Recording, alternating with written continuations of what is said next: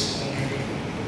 ఏం మాటలు మాట్లాడగలను మీ ఆత్మ చేత బయలుపరిచి నా పక్షంగా తండ్రి వీరి నుండి మీరు మాట్లాడి మీరు పొందాలని ఆరాధన కార్యక్రమం ఆరంభం నుంచి అంతం వరకు అన్ని విషయాల్లో మీరు తోడుగా ఉండి మీరు నడిపించి మీరు మహిమ పొందాలని ఆరాధన కార్యక్రమాన్ని మీ బలమైన చేతులకు అప్పగిస్తాను. కొద్ది వినకుండా మా ప్రభువును రక్షకుడైనటువంటి యేసు నామమున ప్రార్థిస్తున్నాం తండ్రి. ఆమేన్. సరే, మంచిది. ఈ సమయం ముందు చేరి వచ్చినటువంటి మనం కొద్ది నిమిషాలు జాగ్రత్తగా మెలకువగా ఉండి దేవుని మాటలు వినాలని నేను ప్రేమతో మనవి చేసుకుంటున్నాను. కొద్ది వారాల నుంచి మనము మీకా గ్రంథము 6వ అధ్యాయము 8వ వచనాన్ని మనం జ్ఞాపకం చేసుకుంటూ దేవుని వాక్యాన్ని ధ్యానిస్తూ ఉంటున్నాం. అక్కడ ఏమని వ్రాయబడి ఉందంటే, ఏది ఉత్తమమో, ఏది మంచిదో, లేక ఏది శ్రేష్టమైనదో దేవుడు మనకు తెలియజేస్తున్నాడు. అంటే మన ఆధ్యాత్మిక జీవితంలో మనం ఏ విధంగా జీవిస్తే మంచిదో అక్కడ 3 మాటలు వ్రాయబడినాయి. మొదటిదేమో న్యాయంగా నడుచుకోవాలని, రెండవదేమో కనికరాన్ని ప్రేమించాలని, మూడవదేమో దీన మనసు కలిగి దేవుని ఎదుట మనము ప్రవర్తించాలి అని 3 మాటలు అక్కడ వ్రాయబడి ఉన్నాయి. ఒక మాటలో చెప్పాలంటే, ఈ విధంగా మనం నడుచుకోమని దేవుని వాక్యము మనల్ని ఏం చేస్తుందంటే హెచ్చరిస్తుంది. కాబట్టి మన దేవుడు న్యాయవంతుడు. ఆయన ఎవరికి అన్యాయం చేసేటువంటి దేవుడు కాదు. ఆయన నీతి న్యాయాలను ప్రేమించే దేవుడు. కాబట్టి మనం కూడా ఆ విధంగా ఉండటం అనేది ఎంతో మంచిది అనే విషయాన్ని మనం జ్ఞాపకం ఉంచుకోవాలి. అంత మాత్రం కాకుండా మన దేవుడు ఎంతో ప్రేమ కలిగినటువంటి దేవుడు అనే విషయాన్ని జ్ఞాపకం ఉంచుకోవాలి.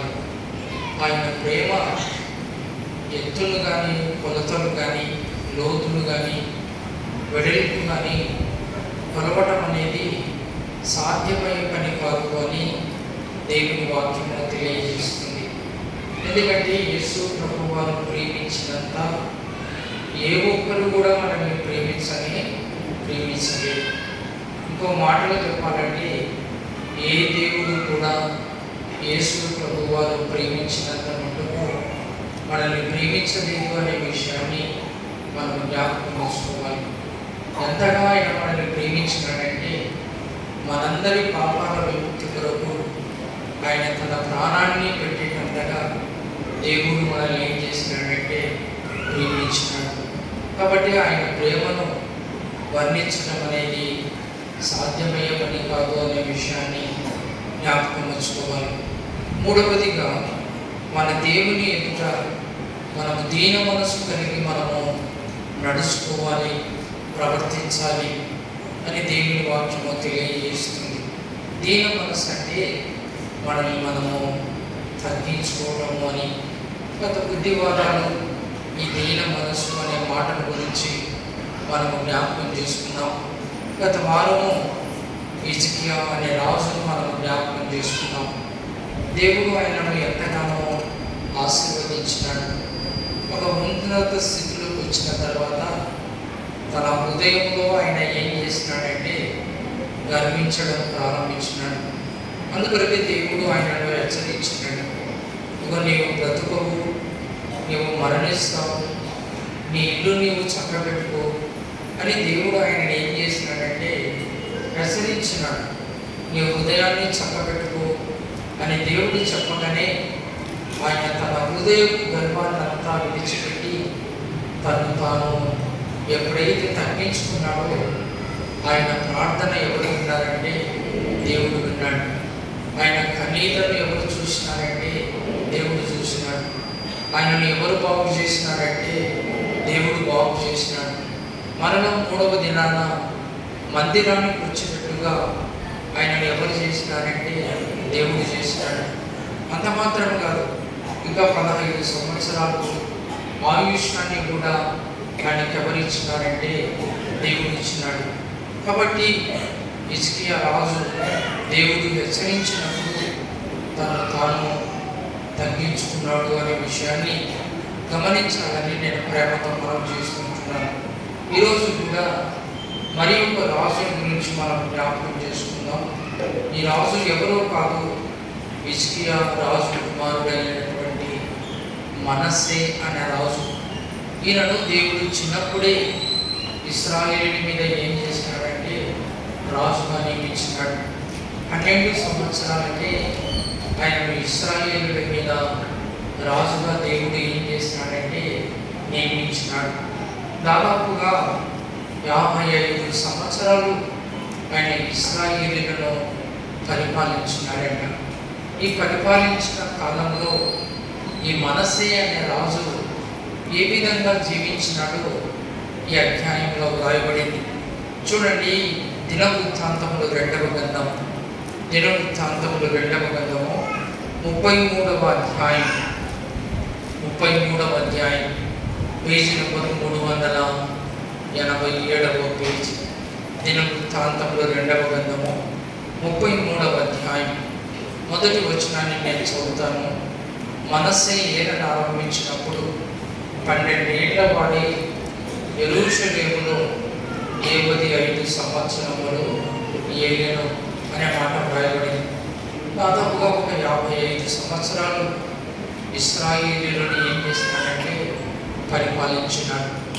ఈ పరిపాలించిన కాలంలో ఈయన ఏ విధంగా జీవించినాడు, ఈయన జీవిత విధానం ఎలా ఉన్నదో కింది వచనాల్లో బహు స్పష్టంగా వ్రాయబడింది. ఈయన ఏ విధంగా జీవించినాడు అని ఆలోచన చేస్తే దేవుని దృష్టికి చూడండి, 2వ వచనం, ఇతడు ఇశ్రాయేలీయులు యెహోవా ఎదుట నుండి ఇశ్రాయేలీయుల ఎదుట నుండి యెహోవా వెళ్ళగొట్టిన అన్యజనులు చేసిన ఏయ క్రియలను అనుసరించి యెహోవా దృష్టికి ఏమని రాయబడి ఉందంటే చెడు నడత నడిచెను అనే మాట వ్రాయబడింది.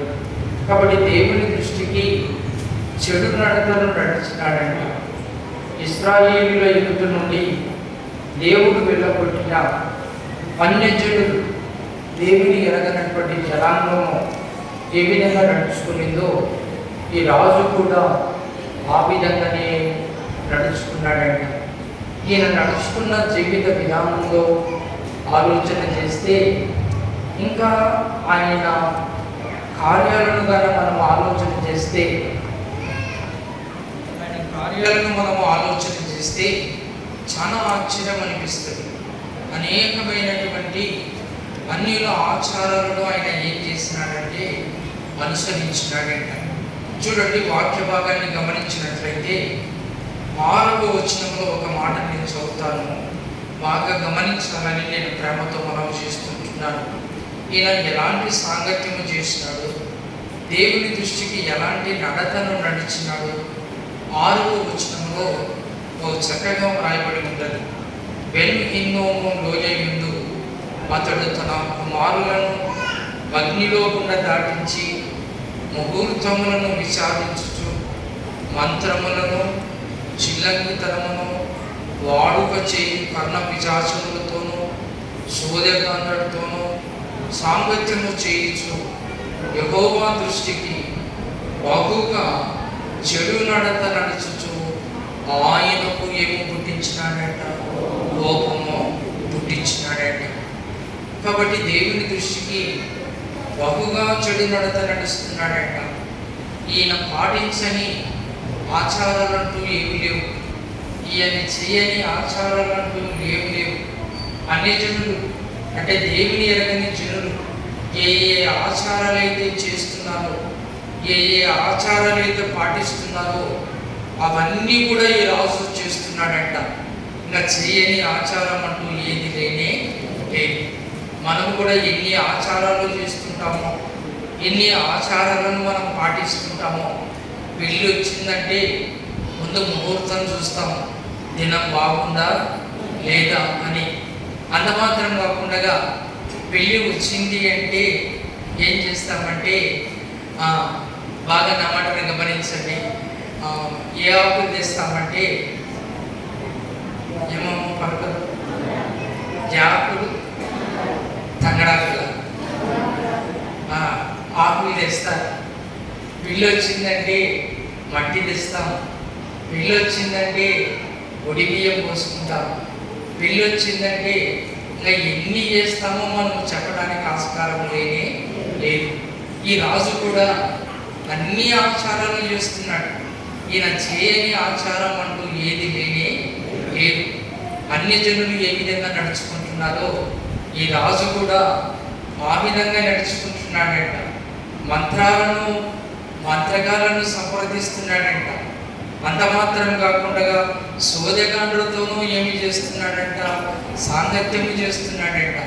ఇట దేవుని దృష్టికి చెడు నడతను నడిచి దేవునికి ఏం పుట్టించినాడంటే కోపాన్ని పుట్టించినాడు. మరి దేవుడు ఏం చేసినాడు అని ఆలోచన చేస్తే, తన జీవితాన్ని మార్చుకోమని, తన నడతను మార్చుకోమని, తన ఆచారాలను మార్చుకోమని దేవుడు ఎన్నోసార్లు ఈ రాజును హెచ్చరించినాడంట. ఈ రాజుకు వర్తమానాలు పంపించినాడంట. అయినా ఈ రాజు ఎవరి మాట వినలేదంట తెలుసా? దేవుని మాట వినలేదంట. విగ్రహారాధన కూడా చేస్తున్నాడంట ఈ రాజు విగ్రహాలను కూడా పూజిస్తున్నాడంట. ఆకాశ నక్షత్రాలను పిలుస్తున్నాడంట. ఇంకా ఒక్కటి కాదు, ఈ అధ్యాయంలో చదివితే కదా ఎన్ని ఆచారాలు చేస్తున్నాడంటే అన్ని ఆచారాలను ఈ రాజు పాటిస్తున్నాడు. అందుకొరకే దేవునికి ఏమొచ్చిందంటే కోపం వచ్చింది. కోపం వచ్చి దేవుడు హెచ్చరించినాడంట. ఎన్నో మార్లు వర్తమానాలు పంపించినాడంట. అయినా ఈ రాజు ఎవరి మాట వినలేదంట తెలుసా? దేవుని మాట వినలేదంట. దేవుని మాటను పెడచెవిని పెట్టినాడంట. దేవుని మాటకు చెవి ఒగ్గలేదంట. చూడండి, ఒక మాటను నేను చదువుతాను, గమనిస్తాము. 9వ వచనం చూడండి. ఈ ప్రకారము మనస్సే యూదా వారిని, యెరూషలేము కాపురస్తులను మోసపుచ్చిన వాడై ఇశ్రాయేలీయుల ఎదుట ఉండకుండా యెహోవా నశింపజేసిన అన్యజనుల కంటెను వారు మరింత అక్రమముగా ప్రవర్తించినట్లు చేయుటకు ఏమైనంటే కారకుడు ఆయన. బాగా నా మాట గమనించండి. ఈయన ఒకడే చెడిపోలేదు. ఇశ్రాయేలీయులను, యూదా వారిని కూడా ఏం చేసినాడంటే చెడగొట్టినాడు. నిద్రపోతున్నారు కొంతమంది. ఆ పాట పాడండి. Ah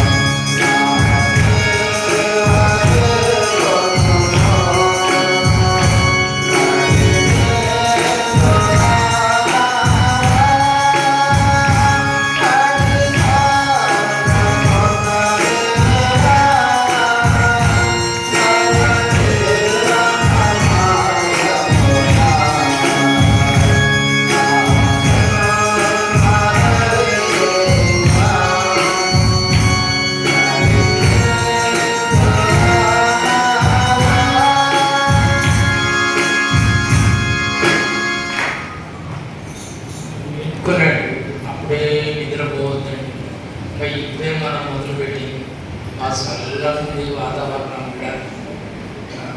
ఫ్యాన్లు ఉన్నాయి, ఏం పెడుతుందండి? మరి చలి పెడితే నిద్ర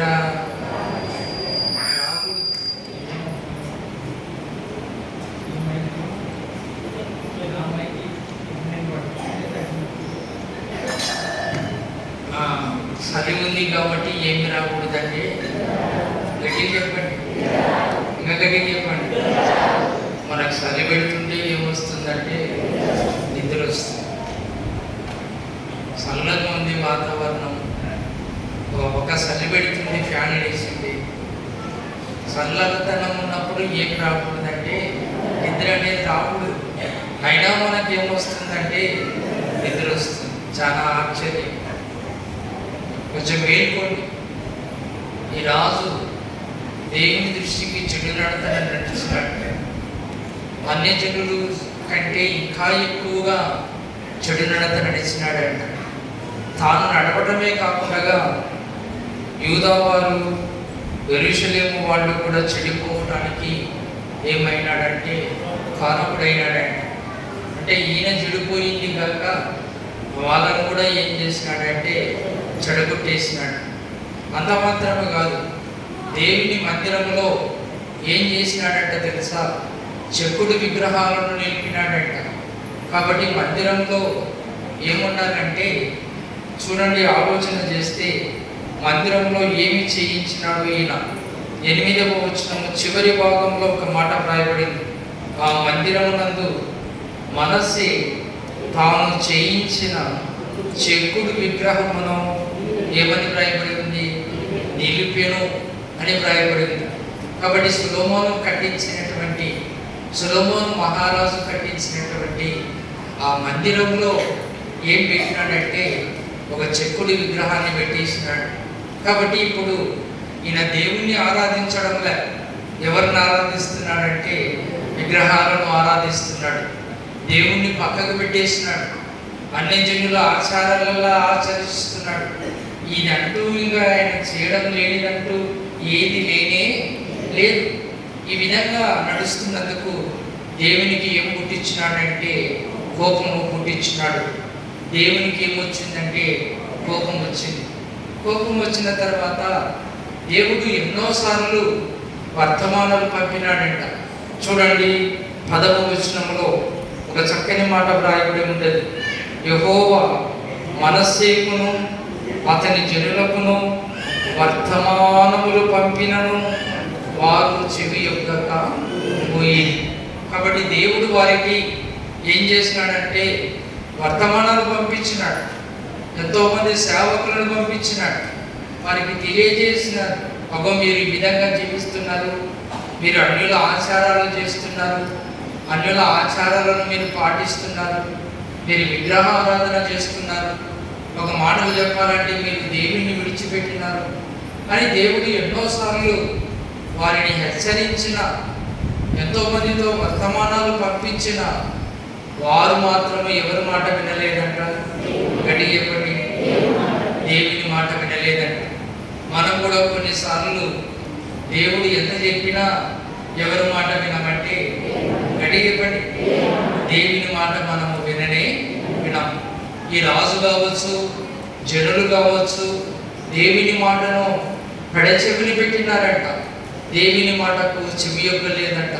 అందుకొరకే దేవునికి కోపం వచ్చి ఏమి చేసినాడో చూడండి. ఒక మాట జ్ఞాపకం చేస్తాను, 11వ వచనం. కాబట్టి యెహోవా అష్షూరు రాజు యొక్క సైన్యాధిపతులను వారి మీదికి రప్పించాడు. కాబట్టి దేవుడు ఏం చేసినాడంటే శత్రువుల సైన్యాన్ని వాళ్ళ మీదికి వచ్చేటట్టుగా చేసినాడు. ఒక మాటలు చెప్పాలంటే శత్రువుల చేతికి వారిని ఎవరు అప్పగించినాడంటే దేవుడు అప్పగించినాడు. వారి శత్రువులు ఏం చేసినారు? ఈ మనస్సే అయిన రాజును అంటే 12వ వచనం చూడండి.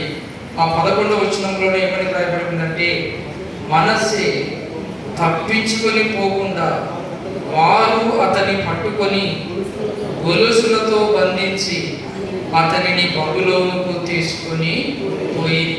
కాబట్టి దేవుడు శత్రువుల చేతికి మనస్సే అయిన రాజును అప్పగించినాడు. ఈ రాజును వారు ఏం చేస్తారంటే బంధించి అంట తప్పించుకొని పోకుండా గొలుసులతో బంధించి ఎక్కడికి తీసుకుని వెళ్ళారంటే బబులోనుకు తీసుకుని వెళ్ళినారు. బబులోనుకు తీసుకుని వెళ్ళడమే కాకుండా వారు అక్కడ ఆయన ఏం చేసినారంటే చెరసాలలో కూడా వేసినట్టుగా వాక్యములో వ్రాయబడి ఉంటుంది. కాబట్టి ఆయనను బంధించినారు. చెరసాలతో ఆయనను గొలుసులతో బంధించి తప్పించుకొని పోకుండా బబులోనుకు తీసుకుని పోయినారు. ఇప్పుడు రాజుకి ఏమొచ్చినాయంటే శ్రమలు వచ్చినాయి. ఇప్పుడు రాజుకి ఏమొచ్చినాయంటే కష్టాలు వచ్చినాయి. రాజుకి ఏమొచ్చినాయంటే ఇరుకులు వచ్చినాయి. చూడండి, అక్కడ రాయబడి ఉంది 12వ వచనం. అతడు శ్రమలో ఉన్నప్పుడు తన దేవుడైన యెహోవాను బతిమాలుకొని తన పితరుల దేవుని సన్నిధిని తన్ను తాను ఏమని రాయబడింది? తన్ను తాను, మీరందరూ పలికితే బాగుంటుంది, తన్ను తాను బహుగా తగ్గించుకొని అనే మాట రాయబడింది. కాబట్టి ఇప్పుడు తన శ్రమలో ఉన్నప్పుడు, తన శత్రువుల చేతికి చిక్కబడినప్పుడు, ఆ గొలుసులతో బంధించినప్పుడు, ఇప్పుడు ఆయనకు ఏమొచ్చిందంటే శ్రమ వచ్చింది. శ్రమలో ఉన్నాడు. శ్రమలో ఉన్నప్పుడు ఎవరు గుర్తొచ్చినారంటే దేవుడు గుర్తొచ్చినాడు. ఇప్పుడు తన్ను తాను బహుగా తగ్గించుకున్నాడంట. చాలా ఎక్కువగా తను తాను ఏం చేసినాడంటే తగ్గించుకున్నాడు. ఇన్నిసార్లు దేవుడు ఎంత చెప్పినా తగ్గించుకోలేదు. ఇన్నిసార్లు దేవుడు వర్తమానాలు పంపినా తన జీవితాన్ని మాత్రము మార్చుకొనలేదు. తగ్గించుకున్నాడు మాత్రము తగ్గించుకొనలేదు. ఇంకా ఎక్కువగా చెడు కార్యాలు చేసినాడు. దేవునికి కోపం వచ్చింది. అందువరకే శత్రువుల చేతికి అప్పగించినాడు. శత్రువులు వచ్చి ఆయనను గొలుసులతో బంధించి బబులోనుకు తీసుకుని పోయినారు. ఇప్పుడు ఆయన చెరలో ఉన్నప్పుడు ఎవరు గుర్తొచ్చినారంటే దేవుడు గుర్తొచ్చినాడు. ఇప్పుడు ఎవరికి ప్రార్థన చేస్తున్నాడంట? ఆ ప్రార్థన చేస్తున్నాడంట. మనం కూడా అంతే. కష్టాలు వచ్చినప్పుడు, ఇరుకులు వచ్చినప్పుడు, ఇబ్బందులు వచ్చినప్పుడు మనకు ఎవరు గుర్తొస్తారంటే దేవుడు గుర్తొస్తాడు. ఎలాంటి ఇబ్బందులు లేనప్పుడు, ఎలాంటి కష్టాలు లేనప్పుడు, ఎలాంటి ఇరుకులు లేనప్పుడు మనకు కూడా దేవుడు గుర్తుకు రమ్మంటే రానే రాడు. కానీ ఈ రాజు పరిస్థితి ఇప్పుడు శ్రమలో ఉన్నప్పుడు ఈయనకు ఎవరు గుర్తొచ్చినారంటే దేవుడు గుర్తొచ్చినాడు. ఇప్పుడు తను తాను ఏం చేసినాడంటే బహుగా తగ్గించుకున్నాడట. ఇంకా ఎంతగా తగ్గించుకున్నాడంటే అంతగా తగ్గించుకొని ఎవరికి ప్రార్థన చేస్తున్నాడంట? దేవునికి ప్రార్థన చేస్తున్నాడంట. చూడండి, 13వ వచనం ఏమని రాయబడి ఉందంటే ఆయనకు మొరలిడగా ఆయన అతని విన్నపములను ఆలకించి అని రాయబడింది. కాబట్టి ఇప్పుడు ఆయన ఎవరికి ప్రార్థన చేస్తున్నాడంటే దేవునికి ప్రార్థన చేస్తున్నాడు. ఇన్నాళ్ళు దేవునికి ఏం చేయలేదంటే గడియపట్టి ప్రార్థన చేయలేదు. ఇన్నాళ్ళు విగ్రహారాధన చేస్తున్నాడు. ఇన్నాళ్ళు అన్ని ఆచారాలు ఆచరిస్తున్నాడు. ఇన్నాళ్ళు ముహూర్తాలు చూసినాడు. ఇన్నాళ్ళు మంత్రగాలను సంప్రదించినాడు. ఇన్నాళ్ళు సూర్యగండ్లను సంప్రదించినాడు. అలాంటి వారితోనే సాంగత్యం చేసినాడు. అలాంటి చెడు నడతనే నడిచినాడు. దేవుడు ఎన్నిసార్లు హెచ్చరించిన తన అలవాట్లను, తన పద్ధతులను, తన జీవితాన్ని మాత్రము మార్చుకొనలేదు. చివరికి దేవునికి ఏమొచ్చిందంటే కోపం వచ్చింది. కోపం వచ్చి ఎవరి చేతికి అప్పగించినాడంటే శత్రువుల చేతికి అప్పగించినాడు. శత్రువుల చేతికి అప్పగించిన తర్వాత ఆ శత్రువులు అతనిని బంధించి మరి గొలుసులతో బంధించినారంట. ఎక్కడ తప్పించుకొని పోకుండా ఆయనకు అవకాశం లేదు. ఇంకా ఎక్కడన్నా తప్పించుకుందామంటే తప్పించుకోవడానికి అవకాశం లేదు. గొలుసులలో బంధించినారు, చెరసాలలో వేసినారు. ఇప్పుడు ఆయనకు ఎవరు గుర్తొచ్చినారంటే దేవుడు గుర్తొచ్చినాడు. దేవుడు గుర్తొచ్చి దేవునికి ఏం చేసినాడంట? ప్రార్థన చేసినాడంట. కాబట్టి మనం కూడా ఎన్నోసార్లు వాక్యము వింటున్నా, ఎన్నోసార్లు దేవుడు మనల్ని హెచ్చరిస్తున్నా, మనం కూడా మన జీవితాన్ని మార్చుకోవడం మాత్రము మార్చుకున్నాం. నాకు అనిపిస్తుంది మనం కూడా ఏమన్నా ఆచారాలు మానేసినామంటే ఏ ఆచారాలు మనము మానేయలేదు. బాగా నా మాట గమనించండి. మన మధ్యకాలంలో ఒక ఇంటి దగ్గర ముందు రోజేమో సంఘం వెళ్ళి ప్రార్థన చేసింది, మరుసటి రోజేమో శ్రీమంతం ఏర్పాటు చేసుకున్నారు. ఆ శ్రీమంతం రోజు ఏం జరిగిందంటే బ్రహ్మాండంగా వాన వచ్చిందంట. ఒక ఆయన అన్నాడు, ఇట్ట ఎందుకు చేసినారు సార్ అంటే, నాకేమి తెలుసబ్బా, నాకు ఆ సంగతి తెలియదు, వీళ్ళు శ్రీమంతం చేసే సంగతి నాకు తెలియదు. ముందు రోజు నన్ను రమ్మన్నారు, మరుసటి రోజు ఇంకోసారి పిలుచుకున్నాడు, శ్రీమంతం ఏర్పాటు చేసుకున్నారు. ఒక 3 పాటలు పాడినారో లేదో వాన 10:30కు 1 గంట సేపు వదలకుండా ఏం పడిందంటే వాన పడింది. ఇంకా ఎక్కడోళ్ళు ఎక్కడ పోయిరంట. ఆయన అన్నాడు, ఒక 10,000 నష్టం చూడు సార్ అన్నాడు. అటు నష్టపోయినా మనకి ఏం అనిపించదు. ఎందుకంటే మనం చేసేదే మనకేమనిపిస్తుంది అంటే కరెక్ట్ అనిపిస్తుంది. ఒక రోజు నేను, మరుసటి రోజు ఇంకోరు. నాకు చాలా ఆశ్చర్యం అనిపించింది. అట్టెందుకు చేసినారంటే అలవాటు పడిపోయినాం. అలవాట్లు మాత్రము మనము మానుకున్నాం. బాగా నా మాట గమనించండి. మళ్ళీ ఇప్పుడు కొత్తగా ఒకటి అడిగింది, ఎన్ని దినాల పండుగ అంటే 20 దినాల పండుగ. గట్టిగా చెప్పండి, నేను కావాలని అంటున్నాను. ఎన్ని దినాల పండుగమ్మా? 16 దినాల పండుగ. మరి కొత్తగా ఒకటి అడిగింది. ఇంకా మళ్ళీ ఎన్ని నెగుడుతాయో. ఎంత చెప్పినా ఏమి చెప్పినా వాక్యం ఇలాంటివి చేయకూడదు, ఇవల్ల నిష్ప్రయోజనము, వీటి వలన ఏం ప్రయోజనము రాదు అని వాక్యము ఎంత స్పష్టంగా చెప్పినా మన మాత్రము ఆచారాలను మాత్రము మనం.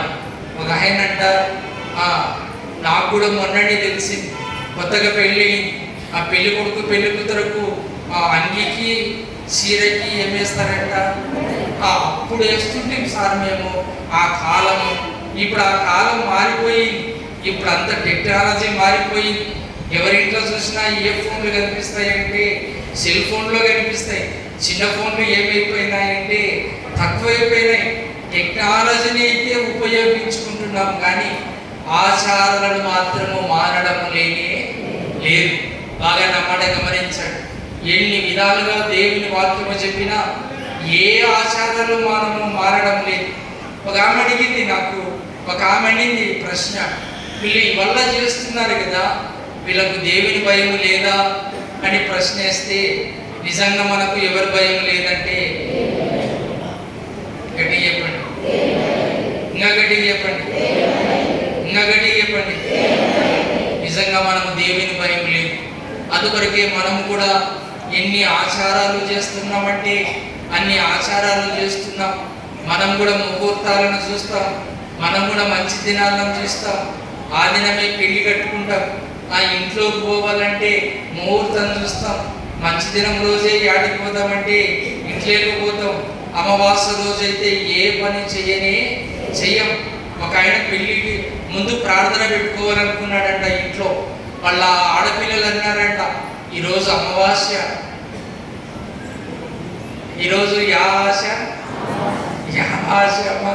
అమావాస్య పోయి ఈరోజే ప్రార్థన పెట్టినావా అంటే పాపం మళ్ళీ మరుసటి రోజుకు వాయిదా వేసినారంట.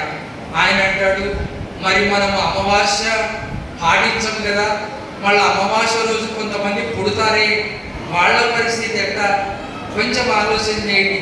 అమావాస్య రోజు కూడా పుడతారు అంటే అమావాస్య అంటే చీకటి అని అర్థం. మరి అమావాస్య రోజు పుట్టిన వాళ్ళు ఎట్ట పుట్టిండాలంటే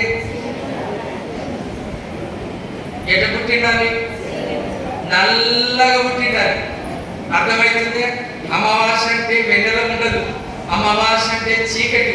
మరి ఇప్పుడు అమావాస్య రోజు పుట్టినరోజు అల్లా ఎట్టుండాలంటే గట్టిగా చెప్పండమ్మా, నల్లగా ఉండాలి. మరి అట్లా ఎవరు పుట్టడం లేదు. మరి అమావాస్య రోజు పుట్టినారు, మరి తప్ప? ఇప్పుడు అమావాస్య తప్పనుకుంటున్నామే, అమావాస్య రోజు ఏమి చేయకూడదు అంటున్నామే. మళ్ళీ అమావాస్య రోజు పుడితే ఎట్టా అనే ఆలోచన మనకు లేనే లేదు. నిజంగా మనం దేవుని నమ్ముకున్నాం కానీ దేవుని వాక్యాన్ని మనం ఆలోచన చేయడం లేదు. ఈ రాజు చూడండి ఎన్ని ఆచారాలు చేస్తున్నాడంటే అన్ని ఆచారాలు చేస్తున్నాడు. అక్కడ చదివితే గాన చాలా ఆశ్చర్యం అనిపిస్తుంది. అక్కడ రాయబడి ఉంటుంది చూడండి, దినవృత్తాంతంలో 2వ గ్రంథం. ఈ రాజు గురించి ఆలోచన చేస్తే దేవుని మందిరంలో ఆకాశ నక్షత్రాలకు బలిపీఠం కట్టించినాడంట. దేవుని మందిరంలో చెక్కుడు విగ్రహాలను నిలిపినాడంట. ముహూర్తాలను చూస్తున్నాడంట. మంత్రగాలను సంప్రదిస్తున్నాడంట.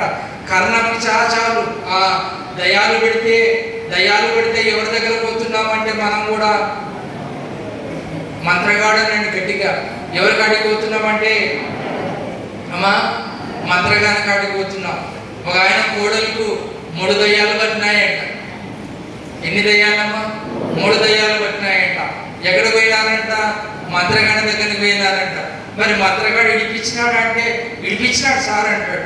అంటే మంత్రగాడు దయ్యాలు ఇడిపించాడంటే ఇంకా దేవుడు అవసరం లేనే లేదు.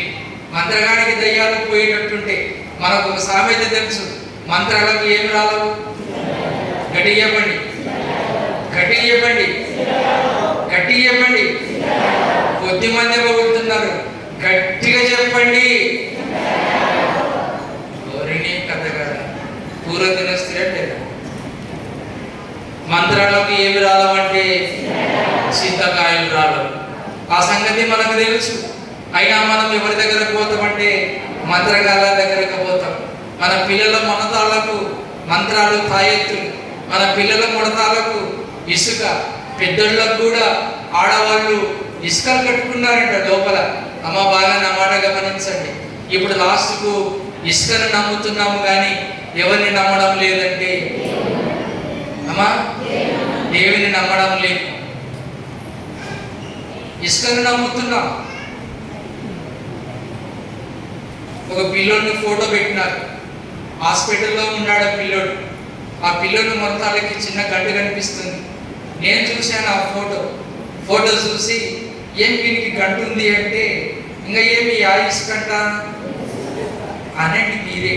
నేను చెప్తే బాగుండదు. యా ఇసుకంటామా? గుత్తిసుకంట. గుత్తిసుక కడితే ఏమొస్తుందో? కళ్ళ గుండెలు ఎర్రగైతారమ్మా. ఏమో ఆమె చెప్పే నల్ల గుండెలు ఎర్రగైతారా? ఏం కాదా? ఏమో ఉంటారు, అంత లేని మనలు కట్టరు. బాగా నమ్మాట గమనించండి. ఇట్లాంటి అలవాట్లనల్లా ఇట్లాంటి ఆచారాలన్నా నమ్ముతున్నాము కానీ ఎవరిని నమ్మడం లేదంటే గడి చెప్పండి. దేవుని నమ్మడం లేదు. మన దేవుని మీద మనకు నమ్మకం లేదు. అందుకొరకే ఇశ్రాయేలులతో ఒకసారి దేవుడు ఏమన్నాడో తెలుసా? మీకు అవిశ్వాసం అనేది ఎక్కువగా ఉంది, మీకు అపనమ్మకం అనేది చాలా ఎక్కువగా ఉంది. అందుకొరకే మీ రోగాన్ని బాగు చేస్తానని చెప్పలే వాళ్ళకు. ఏం చెప్పినాడంటే మీ అవిశ్వాసాన్ని నేను ఏం చేస్తానంటే బాగు చేస్తాను. మీకు అవిశ్వాసం ఉంది, మీకు నమ్మకం లేనే లేదు. చూడండి ఇర్మియా గ్రంథం. ఇశ్రాయేలులకు ఏముందో ఒక మాట నేను జ్ఞాపకం చేస్తాను. ఇర్మియా గ్రంథాన్ని గమనించినట్లయితే వాళ్ళకు ఏముందో చూడండి, ఒక మాట జ్ఞాపకం చేస్తాను. ఇర్మియా గ్రంథం 3వ అధ్యాయం. ఇర్మియా గ్రంథము 3వ అధ్యాయము 22వ వచనం. Page number 629. Page number 629. భ్రష్టులైన బిడ్డలారా 3వ అధ్యాయము 22వ వచనం. Page number 629. భ్రష్టులైన బిడ్డలారా తిరిగి రండి. ఏమని వ్రాయబడింది? మీ అవిశ్వాసమును నేను బాగు చేసేదను. మీ అవిశ్వాసమును నేను ఏం చేస్తానంటే బాగు చేస్తాను. రోగాన్ని బాగు చేస్తాననలే. ఏమన్నానంటే మీ అవిశ్వాసాన్ని నేను ఏం చేస్తానంటే బాగు చేస్తాను. మీకు ఏమీ లేదంటే విశ్వాసం లేదు, మీకు నమ్మకం అనేది లేనే లేదు. మనకు కూడా ఏమి లేదంటే గట్టి చెప్పండి అనండి, మా గట్టిగానండి. మనకు కూడా ఏమి లేదంటే విశ్వాసం లేదు. నిజంగా ఇంటికి దయ్యం రాకూడదని పులిగడలు కట్టేది. ఉల్లిగడ్డలు కట్టేది దయ్యం రాకూడదని నేనా? ఏమైనా ఏమన్నారు? దయ్యం రాకూడదని ఏం కడతారంట? ఉల్లిగడ్డలు కడతారంట. ఉల్లిగడ్డలు కట్టినా వస్తుంది, ఉల్లిగడ్డలు కట్టకపోయినా వస్తుంది. ఎందుకంటే ఒకసారి అది పరలోకానికే పోయింది, అటు ఇటు తిరుగుకుంటా. దేవుని దగ్గరికి పోయినోడు మన దగ్గరకు వస్తాడా రాడా? నిజంగా చెప్పండి. మీరు ఉల్లిగడ్డలు కట్టినా వస్తాడు, మిరపకాయలు కట్టినా వస్తాడు, చింతపండు పెట్టినా వస్తాడు. మీరు ఏదైనా పెట్టండి మీ ఇంటికి, ఏం పెట్టినా రావాలనుకుంటే వాడిని ఎవ్వరము ఆపలేము. నేను ఒక ఇంటికి చూస్తాను, ఆ ఇంటికి తెల్ల ఉల్లిగడ్డలు కట్టారండి. నేను అనుకుంటాను అప్పుడప్పుడల్లా చూసి, ఓహో దయ్యం రాకూడదని ఉల్లిగడ్డలు కట్టినారేమో అని. నిజంగా మన ఇళ్ళల్లో గంటలున్నాయి. లేడీలు ఎవరన్నా ఉంటే చెప్పండి, చేతులు ఎత్తండి. మా ఇంట్లో ఎలాంటి గంటు లేదు సార్ అనే వాళ్ళు, మా ఇంట్లో ఎలాంటి గంటు లేదు అనే వాళ్ళు చేతులు ఎత్తండి. అటు ఒక్కళ్ళు ఎత్తుతలేరు. వినిపిస్తుందమ్మా నేను చెప్పేది? ఇప్పుడు చేతులు ఎత్తిన ఇళ్ళకి మళ్ళీ నేను వస్తాను చూడము. ఇప్పుడు చేతులు ఎత్తిన వాళ్ళ ఇళ్ళకి నేను వస్తాను.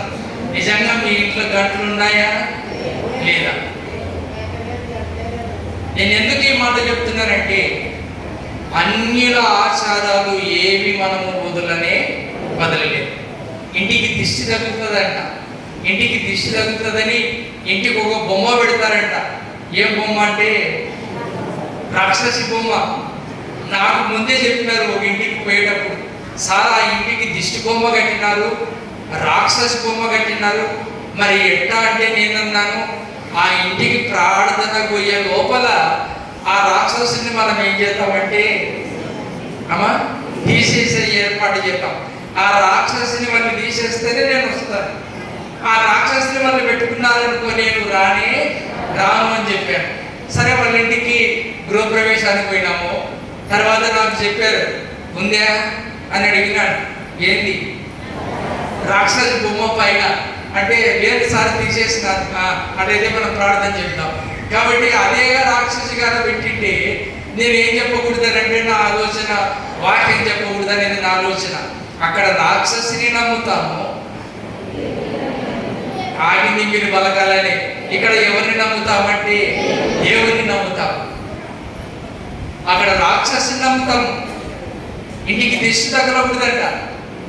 చాలా మంది ఏం చేస్తున్నారంటే, ఎక్కువ అట్లాంటి టౌన్లో కనిపిస్తాయి. ఇప్పుడు టౌన్లో పోయి ఆడ మొదలైనాయంటే పల్లెటూరులో కూడా మొదలైనాయి. ఇంటికి దిష్టి బొమ్మను పెడుతున్నారు. బాగా నా మాట గమనించండి. నేను అందుకరికి ఆ ఇంటి దగ్గరికి పోయినప్పుడు ఒక మాట అన్నాను చిన్నగా, ఇంటికి దిష్టి తగలదు, మనుషులకు కూడా అస్సలు తగలదు. కొంతమంది అంటారు వాళ్ళ కళ్ళు చాలా అనేనమ్మా, వాళ్ళ కళ్ళు చాలా చెడ్డ కళ్ళు. ఎవరికైనా చెడ్డ కళ్ళు ఉన్నాయా? నిజంగా చెప్పండి, ఎవరికైనా చెడ్డ కళ్ళు? ఏ ఒక్కరికి చెడ్డ కళ్ళు లేవు. దేవుడు మనకు మంచి కళ్ళు ఇచ్చినాడు. అంటే మన ఆలోచనలు ఏమంటే చెడ్డవి. బాగా నా మాట గమనించండి. కళ్ళు చెడ్డవి కాదు, మన ఆలోచనలు చెడ్డవి. దేవుని వాక్యం చెప్పే సత్యం చూడండి. ఆదికాండం, మన కళ్ళు కాదు చెడ్డవి, మన ఆలోచనలు చెడ్డవి అని వ్రాయబడి ఉంటుంది వాక్యంలో. గమనిస్తాము చూడండి. వాక్యాన్ని గమనించినట్లయితే ఆదికాండము 3వ అధ్యాయం, ఆదికాండము 6వ అధ్యాయం, క్షమించండి, ఆదికాండము 6వ అధ్యాయము 5వ వచనం, 6వ అధ్యాయము 5వ వచనం. నరుల చెడుతనము భూమి మీద గొప్పదియు, వారి హృదయం యొక్క తలంపులలోని ఊహ అంతయు ఎల్లప్పుడూ ఏమని రాయబడిందంటే కేవలము చెడ్డదనియు యెహోవా చూచి. కాబట్టి ఏమని రాయబడింది? వారి హృదయము యొక్క తలంపులలోని ఊహ అంతయు ఎల్లప్పుడూ కేవలము చెడ్డది. కాబట్టి మన ఊహలు, మన ఆలోచనలు, మన తలంపులు ఏమంటే చెడ్డవి. మన కళ్ళు మాత్రము చెడ్డవి కానీ కాదు. కొంతమంది అంటారు వాళ్ళు చూస్తే దిష్టి తగులుతుంది. వాళ్ళు చూడకూడదు. వాళ్ళు చూసినారా, వాళ్ళు చూస్తే ఏం తగ్గుతుంది అంటే జిడ్డు తగ్గుతుంది. వాళ్ళ కళ్ళు చాలా, ఎవరికి దేవుడు చెడ్డ కళ్ళు ఇవ్వలేదు. దేవుడు అందరికీ మంచి కళ్ళే ఇచ్చినాడు. కానీ మన హృదయంలోని ఊహ, మన ఆలోచనలు, మన తలంపులు ఏమంటే చెడ్డమైన సంగతిని మనం గమనించాలని నేను ప్రేమతో మనం చేస్తుంటున్నాను. కాబట్టి దిష్టి తగ్గుతుందేమో అని ఏం తీసేస్తామంటే అమ్మా దిష్టి తీసేస్తాం. కొంతమంది దిష్టి తగ్గుతుందని ఈడ కాటుక, నానమ్మ 5 ఏళ్ళ కాటుకలే ఒక పిల్లోనికి ఒక ఆమె ఈడ పెడుతుంది, కాలుకి పెడుతుంది. అబ్బా ఎన్ని పూసింటుందంటే అన్ని పూసింటుంది. ఏం తగలకూడదని నువ్వు ఊసకొద్దల్లా తగ్గుతూనే ఉంటుంది.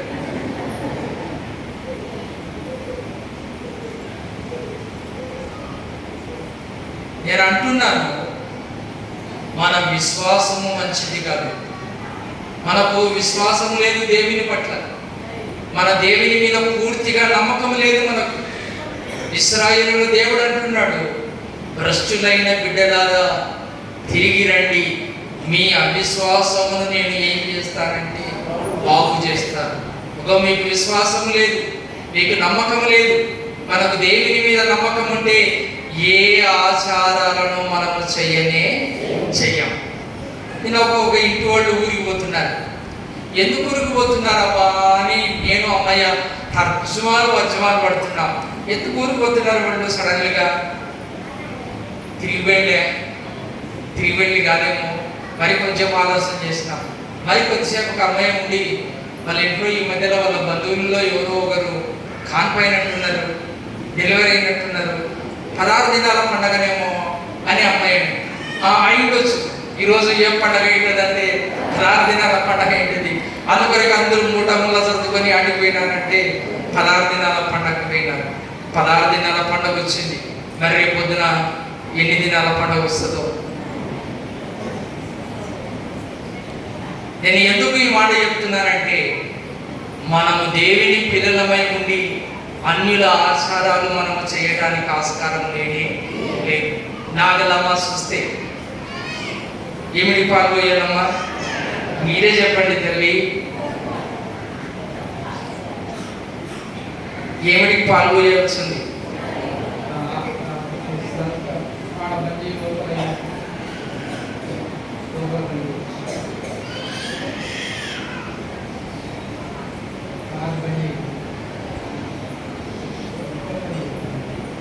నాగలమ్మ వస్తే ఏమిటికి పాల్గొయ్యాలని అంటున్నాను. మీరు తెలిసి చెప్పకుండా ఉన్నారు చూడండి. తెలంగాణ ఏమిటికి పాల్గొయ్యాలమ్మా? పుట్టలు ఏముంటుంది అంటే ఇప్పుడు మనం పోసిన పాలు తాగుతుంటే పుట్టకు, మనం పోసిన పాలు ఎవరమ్మ పాము తాగుతుందా పుట్టలేకే. మన ఆచారాలు ఎట్టున్నాయంటే ఇవి కూడా చేస్తున్నాం. మనం ఏమి వదలలేదు. నాకు పెద్ద ఆలోచన పట్టింది. పెళ్ళికి ముందేమో ప్రార్థన పెట్టు సార్ మా ఇంటికాడ అంటారు. ఆ ఆలోచన బాగుంది. ప్రార్థన పెట్టుకొని పెళ్లి కట్టుకోవాలా అంటారు. ఆ ఆలోచన బాగుంది. ఆ ఆలోచనతోనే మేము కూడా మీ దగ్గరకు వస్తున్నాం. నేను పెళ్ళికి మీ ఇంటికి వచ్చినప్పుడే నేను వాక్యం చెప్తాను. ఇవన్నీ చేయొద్దండి, కొమ్మలు తెలుసొద్దండి, మా యామన్ను పుట్టమన్ను తేవద్దండి అని నేను అన్నీ చెప్పిస్తాను. అన్నీ చెప్పించినా కూడా మీరు ఏం చేస్తారంటే అన్నీ చేస్తారు. ఇప్పుడు నేను వాక్యము చెప్పినా ఒకటి, చెప్పకపోయినా ఒకటి, మీ ఇంటికాడ ప్రార్థన పెట్టినా ఒకటి, పెట్టకపోయినా ఒకటి. నా బాధ ఇదే. పెళ్ళికని ప్రార్థన పెట్టించుకుంటున్నాము, అన్నీ చేస్తున్నాము పెళ్లిలో. ఇవి చేయని ఆచారాలు అంటూ ఏమి లేవు. పేరుకేమో ఎవరి పిల్లలమంటే దేవుని పిల్లలం. ఎవరిని నమ్ముకున్నామంటే దేవుని నమ్ముకున్నాం. ఈ రాజు ఎంతగా చెప్పినా వినలేదు. దేవునికి కోపం వచ్చింది, శత్రువుల చేతికి అప్పగించినాడు. ఆయన తప్పించుకొని పోకుండగా గొలుసులతో బంధించి చెరసాలలో పడవేసిన తర్వాత ఎవరు గుర్తొచ్చినారంటే దేవుడు గుర్తొచ్చినాడు. అప్పుడు తను తాను బహుగా తగ్గించుకొని ఎవరికి ప్రార్థన చేసినాడంటే దేవునికి ప్రార్థన చేసినాడు. అప్పుడు ఆయన ప్రార్థన ఎవరు విన్నారంటే దేవుడు విన్నాడు. మరలా దేవుడు ఆ రాజును ఎక్కడికి తెచ్చినాడంటే యెరూషలేముకు తెచ్చినాడు. అప్పుడు యెహోవా దేవుడని తెలుసుకున్నాడట.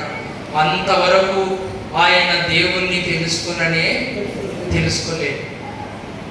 అంతవరకు దేవుని తెలుసుకోలేదు. మనము దేవుని తెలుసుకున్నామా? ప్రశ్న. తెలుసుకున్నామా అంటే తెలియదమ్మా మనకు దేవుడు. ఎంతమందికి తెలుసు దేవుడు ఎంతమందికి తెలుసు? ఏమమ్మా ఏమన్నారు చేతులు ఎత్తారు? దేవుడు ఎంతమందికి తెలుసు అంటున్నాను నేను. తెలిసినట్టు చేయొద్దండి. సార్ నాకు దేవుడు తెలుసిన వాళ్ళు, నేను ఏమనలేండి మిమ్మల్ని, నాకు దేవుడు తెలిసిన వాళ్ళు చేయొద్దండి. ఇంకా కొంతమంది చేయొత్తారు. దేవుడు తెలుసా? అక్కడ కుడి పక్కన ఉన్న వాళ్ళు, ఏమమ్మా మీరు ఓనరు ఎక్కడ చూస్తున్నారో, ఎక్కడ నిద్రపోతున్నారో తల్లి. మా కొడుకు వైపున ఉన్నవాళ్ళు దేవుడు తెలుసా తెలియదా అంటున్నాడు. తెలిసింటే అందరూ ఒకసారి చేతులు ఎత్తుతారా? మందిరంలో ఉన్న వాళ్ళల్లా ఇంకా కొన్ని చేతులు ఎత్తబడాలి. దించండి. ఇప్పుడు తెరడంలో చేయొద్దండి. ఏమమ్మా ఎత్తరు అంటే అందరికీ ఎవరు తెలుసు అంటే దేవుడు తెలుసు. మనకందరికీ దేవుడు తెలుసు. దేవుని వాక్యము తెలుసు. ఏం చేయాలో ఏం చేయకూడదో అవి కూడా తెలుసు. అయినా ఏం చేస్తున్నామంటే అన్నీ చేస్తున్నాం. కొత్త బండి వచ్చిందంటే కొత్త బండికి ఏం కడతారంటే నిమ్మకాయ కడతారు. నేను బండికి ప్రార్థన చేయకపోతున్నాను. ఒక బండికి ఇంటి ముందు 2 నిమ్మకాయలు కట్టినారు. నేను ముందు చూసి ఆ నిమ్మకాయలు తీయండి, చేస్తే నిమ్మకాయన పెట్టుకున్నాడు, లేదంటే ప్రార్థన చేయించుకున్నాడు. బండి బయటకు వచ్చేటప్పుడు వాళ్ళు చెప్తారు 2 నిమ్మకాయలు కాపాడతారు. ఆ గాలి కింద ఈ గాలి కింద 2 నిమ్మకాయలు. నన్నట్టనే రమ్మన్నారు.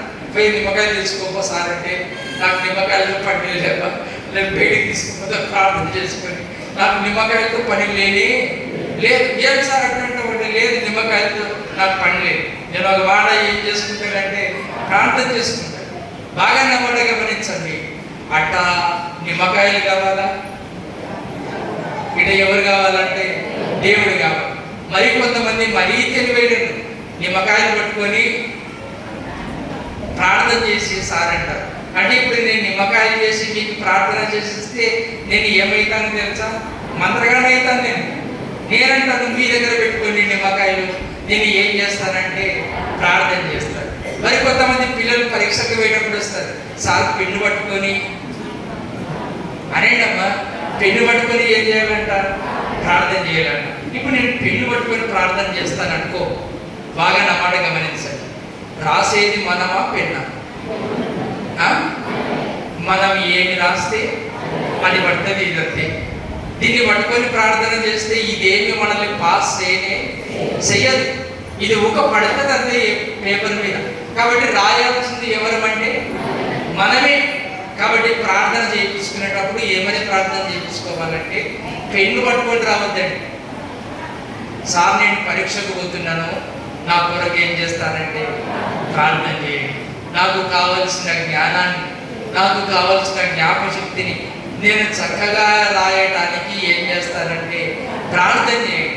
కొంతమంది పెన్నులు తెచ్చి పెన్ను పట్టుకొస్తారు, ప్రార్థన చేశారు అంటే నేను అంటాను పెన్నులు మీ దగ్గర పెట్టుకునేది. నేను ఏం చేస్తానంటే ప్రార్థన చేస్తాను. మనకు దేవుని మీద ఏమి లేదంటే విశ్వాసం లేదు. దేవుని మీద మనకు నమ్మకం లేదు. అందుకొరకే అన్నిల ఆచారాలల్లా మనం ఏం చేస్తున్నామంటే పాటిస్తున్నాం. ఈ మధ్యాహ్న కాల సమయమందు వాక్యము వింటున్నటువంటి మనము ఇక మీదట ఎలాంటి ఆచారాలు చేయొద్దండమ్మా.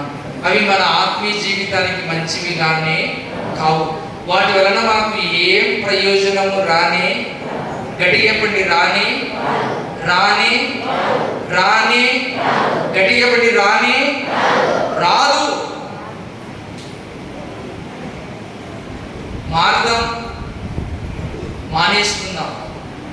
ఇంకా ఇన్ని ఏళ్ళ నుంచి మనం ఇట్టనే మనం జీవిస్తాం. ఒక ఆమె అంటుంది, ఇప్పటి నుంచి కాదు సార్, అప్పటి నుంచి అట్టనే. ఎప్పటి నుంచి? అప్పటి నుంచి అంటారు. ఇంకా ఇవి మనం మానుకోలేదు. ఎన్నో ఏళ్ళ నుంచి వాక్యం వింటున్నాము, ఎన్నో ఏళ్ళ నుంచి మనకు దేవుడు తెలుసు. ఏమి చేయకూడదో ఏమి చేయాలో అవి కూడా తెలుసు మనకు. అయినా మనం ఏం చేస్తున్నామంటే చేస్తున్నాం. కాబట్టి మానేసుకుందాం, మారుదాం. ఈ రాజు చివరికి ఏమైనాడంటే మారినాడా లేదా? మారినాడు. చివరికి ఎవరు తెలుసుకున్నాడంటే దేవుని తెలుసుకున్నాడు. కాబట్టి మధ్యాహ్న కాల సమయమందు వాక్యం ఉంచినటువంటి మనము మారుదాం, మానేద్దాం ఆచారాలన్నింటినీ. అవన్నీ వ్యర్థమైనవి, వాటి వలన ఏం ప్రయోజనం రాదు. తలలోంచండి, మోకరించండి, ప్రార్థన చేసుకుందాం. తలలోంచండి, మోకరించండి, ప్రార్థన చేసుకుందాం. మమ్మల్ని మిక్కిలిగా ప్రేమిస్తున్నటువంటి మా ప్రియ పరలోక తండ్రి, మీ పరిశుద్ధమైన పాదాలు పొందడాలనైనా ఇంతవరకు మీ కృపలో మీరు భద్రపరుచున్నారు. ధన్యవాదాలను బట్టి వందనాలు, స్తోత్రాలు. మనసే జీవితాన్ని మీరు మా ముందు ఉంచారు.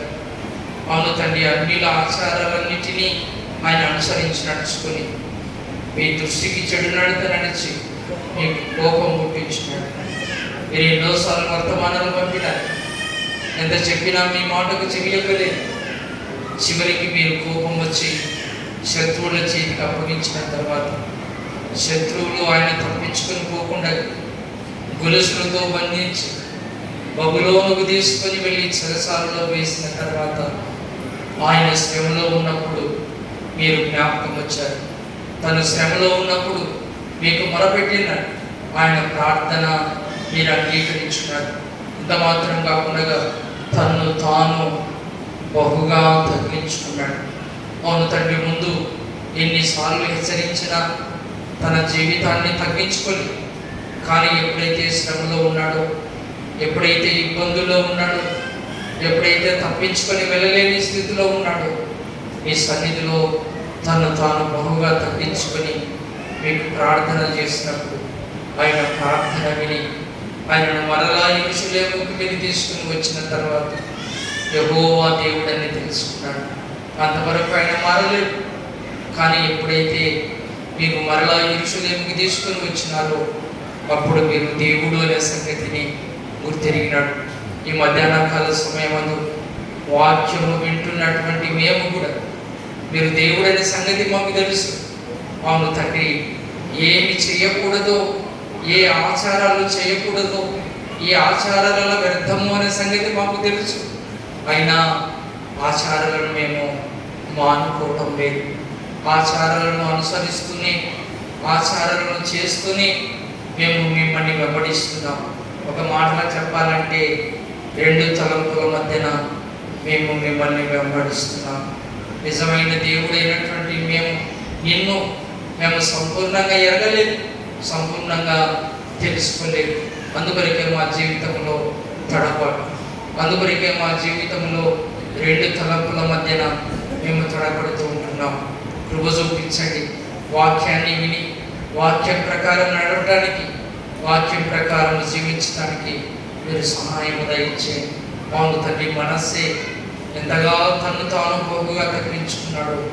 మా ఆధ్యాత్మిక జీవితంలో మేము కూడా తగ్గించుకునే మనస్సును మీరు మాకు అనుగ్రహించండి. అవును తండ్రి, మీకుంది ఆ మనస్సు. మీరు ఎంతగా తగ్గించుకున్నారంటే ప్రాణము పెట్టేటట్లుగా మీరు తగ్గించుకున్నారు. అలాంటి మనస్సును మేము కూడా కలిగి ఉండటానికి మీరు కృప చూపించి సహాయం అనుగ్రహించాలని కొద్ది విన్నపములు మా ప్రభువును రక్షకుడైనటువంటి యేసు నామమున ప్రార్థిస్తుంటున్నాము తండ్రి.